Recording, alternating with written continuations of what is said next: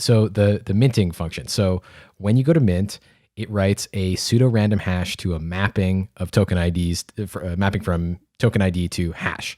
And the way that it does that, I looked it up. It's ABI encode packed, and then you're pulling a bunch of things here. So message sender, transaction gas price, last minted ID, block number, block timestamp, block hash, lock number -1. I'm not sure exactly what that is. Some Oracle token. In this case, you chose USDC, but it's actually modular. You could change what the token is. It's balance, the balance of a certain account, which I guess was a large account or something, or yeah. So I think that was, so this was like the balance. I believe this was the balance of USDC in the ETH USDC Uniswap V, I believe.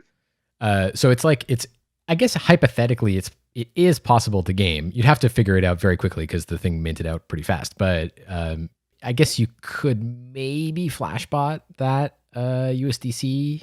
You'd have to get a lot of different things right in order to bot this, and then also you would have to figure out, like, from, this is like a big JavaScript file that like generates the piece of artwork, and there is code in there that's like, okay, given the hash, like kind of like what are the attributes, but like you would have to, from the time that the mint opened, you would have to like frantically like try to understand the JavaScript code that like determined what hash would like affect like what rarity characteristic that you were looking for, and then get all these different factors right, like in this big ABI.encode packed function to like make that happen. So maybe technically possible, but like in reality, like very unlikely to happen. It's a job for Anish. Actually, we should go look at Anish's solvencies just to make sure that he didn't do anything.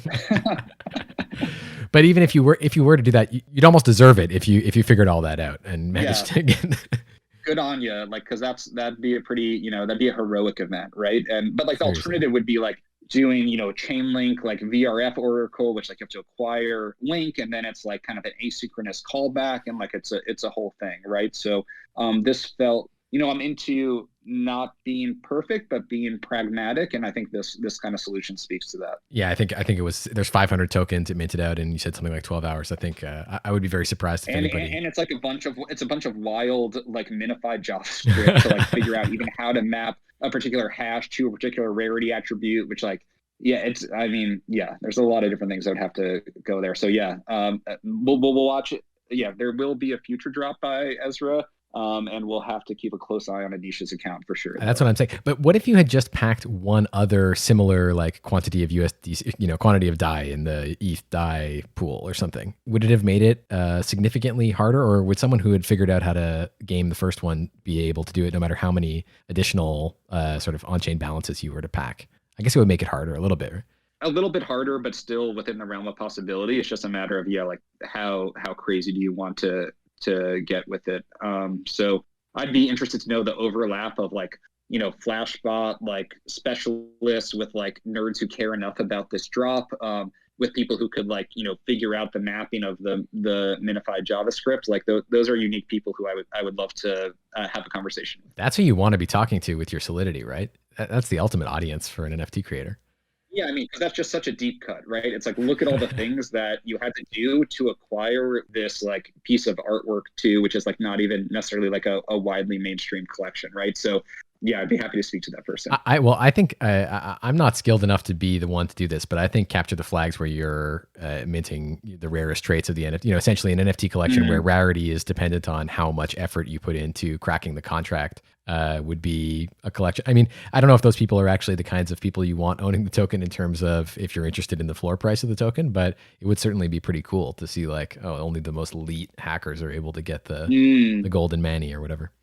I mean, that's honestly a cool idea, right? It's like, it's a way to be like, okay, you can only get the really dopest version of this NFT if you, like, in a relatively short amount of time, are the first person to, jump through all of these, like, kind of like hoops that like takes a true, Solidity nerd / Flashbot nerd to actually pull off. Like, yeah, only the elitist hackers getting it is kind of interesting. I think that this speaks a little bit to what happened with loot, that it's like really interesting to like think about distribution mechanisms that have some sort of barrier to them. So like with when loot came out, like it was still, not everybody knows how to mint from Etherscan, and like not everyone was like as hyped about Dom's work at the time, right? So the people who acquired those loot tokens, who were people who like knew Dom, people who knew how to interact with Etherscan, and were like willing to spend some gas on something experimental. I think that's what's kind of helped kick off the loot community, because the holders like met some sort of kind of like nerd criteria that like allowed them to acquire the pieces. So I think playing with that more about like kind of distribution through like a little bit of challenging technical skills needed to acquire the pieces, like could actually form pretty interesting communities by getting the tokens in like kind of builders' hands, like just through the distribution mechanism.